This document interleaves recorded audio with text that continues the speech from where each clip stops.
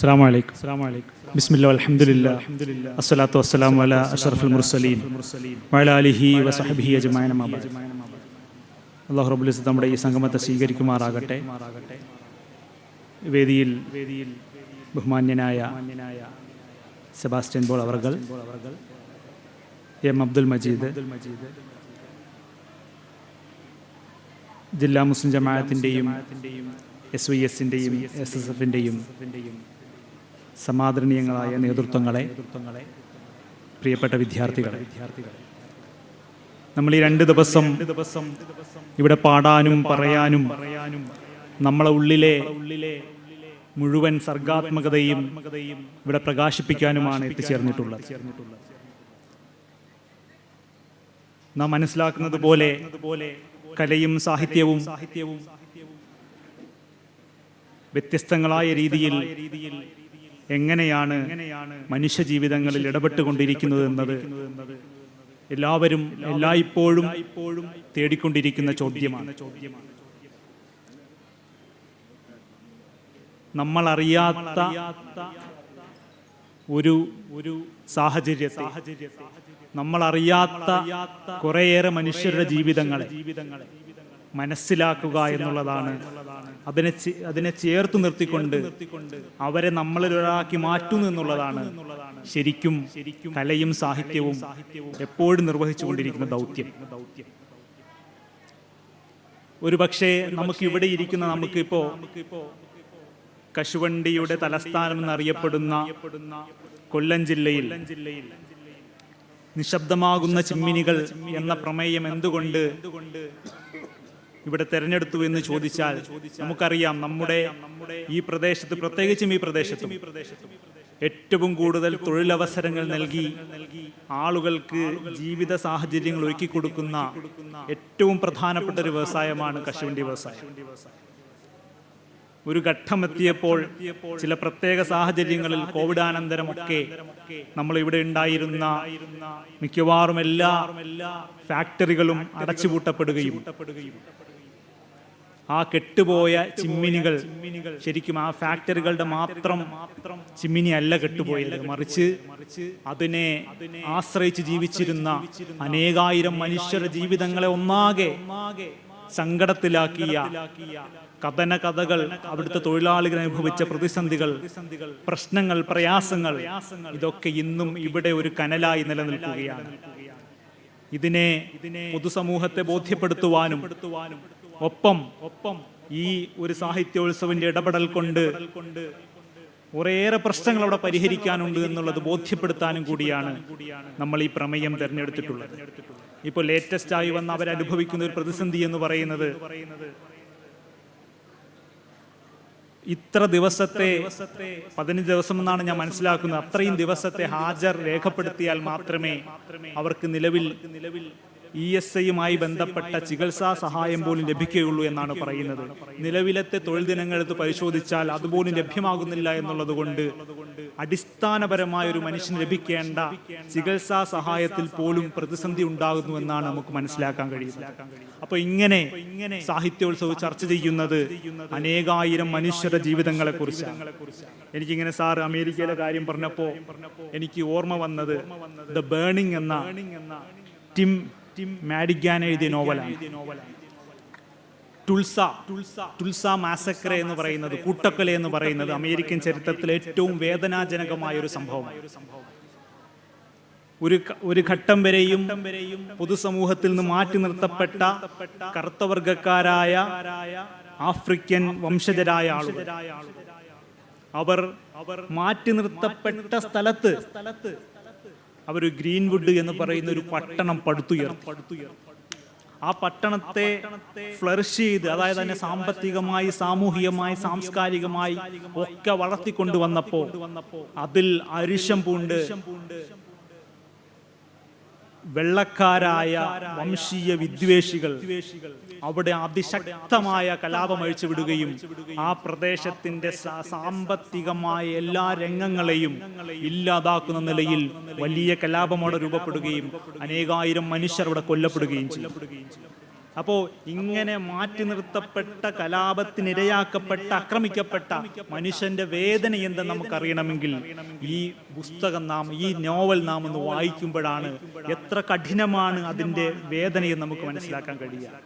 ഇപ്പോൾ ഒരു 3 വർഷം മുമ്പ് മധ്യപ്രദേശിലെ ഒരു MLA ഒരു ആദിവാസിയുടെ മുഖത്ത് മൂത്രമൊഴിച്ചൊരു സംഭവം നമ്മൾ വാർത്തയിൽ വന്നു. അക്കർമാഷി എന്ന് പറയുന്ന നോവൽ നാം വായിക്കുകയാണെങ്കിൽ നാം വളരെ ഗൗരവത്തിൽ നമുക്ക് മനസ്സിലാക്കാൻ കഴിയും മധ്യപ്രദേശിലെ, ഉത്തർപ്രദേശിലെ ആദിവാസികളും അതുപോലെ പട്ടികജാതി വിഭാഗത്തിൽപ്പെട്ട ആളുകളും അനുഭവിക്കുന്ന പ്രതിസന്ധികളും വിഷമങ്ങളും എത്ര വലുതാണെന്ന് മനസ്സിലാക്കാൻ കഴിയും. ആ നിലയിൽ അവരെ മുഴുവനും അരികുവൽക്കരിക്കപ്പെടുന്ന ആ ജനതയെ, അവരുടെ വികാരങ്ങൾ അടുത്തറിയാൻ ഓരോ സാഹിത്യ സൃഷ്ടികളും നമ്മെ നിരന്തരം പ്രേരിപ്പിച്ചുകൊണ്ടിരിക്കുകയാണ്. ഇപ്പോൾ നാം നേരത്തെ തൊഴിലാളികളുടെ വിഷയം പറഞ്ഞു. തകഴിയുടെ കയറെടുത്ത് വായിച്ചാലും തകഴിയുടെ തോട്ടിയുടെ മകൻ വായിച്ചാലും നമുക്ക് തോന്നുന്ന വലിയൊരു വികാരമുണ്ട്. തോട്ടിയുടെ മകൻ വായിക്കുമ്പോൾ നമുക്ക് മനസ്സിലാക്കാൻ കഴിയും ഒരു തോട്ടിയായ മനുഷ്യൻ അനുഭവിക്കുന്ന വേദനയുടെ ആഴം എത്രയാണ് എന്ന്.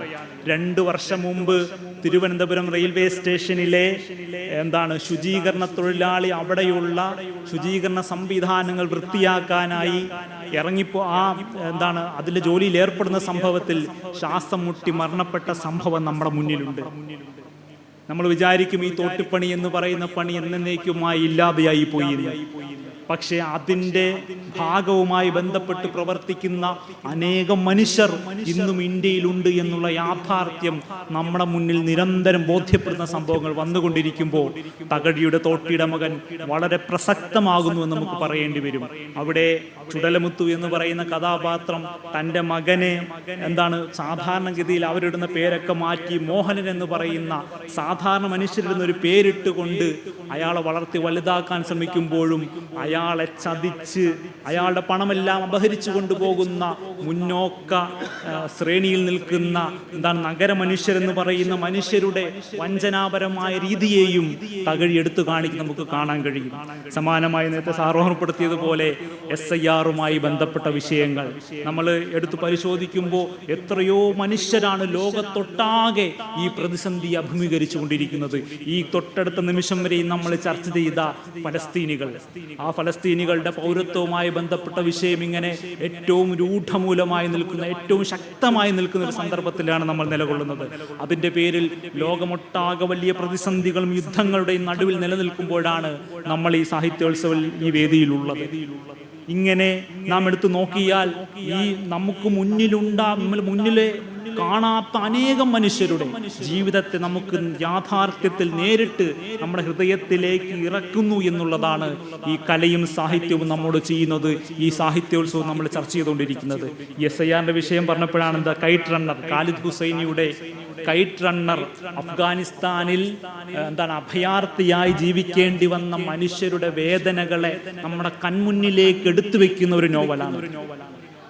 ഇങ്ങനെ നാം എടുത്തു നോക്കിയാൽ നമ്മുടെ മുന്നിലുള്ള ജീവിത യാഥാർത്ഥ്യങ്ങൾ മുഴുവനും നമ്മിലേക്ക് എടുത്ത് കണ്ണാടി പോലെ നമ്മുടെ മുന്നിലേക്ക് വെക്കുന്ന സൃഷ്ടികളാണ് നമ്മെ നിരന്തരം മാറ്റത്തിന് പ്രേരിപ്പിക്കുകയും മറ്റുള്ളവരോട് എങ്ങനെ പെരുമാറണമെന്നും മറ്റുള്ളവരെ എങ്ങനെ നോക്കിക്കാണണമെന്നും നമ്മെ നിരന്തരം ബോധ്യപ്പെടുത്തുകയും ചെയ്യുന്ന സൃഷ്ടികളിലേക്കാണ് കലയും സാഹിത്യവും നമ്മെ ക്ഷണിച്ചുകൊണ്ടിരിക്കുന്നത്.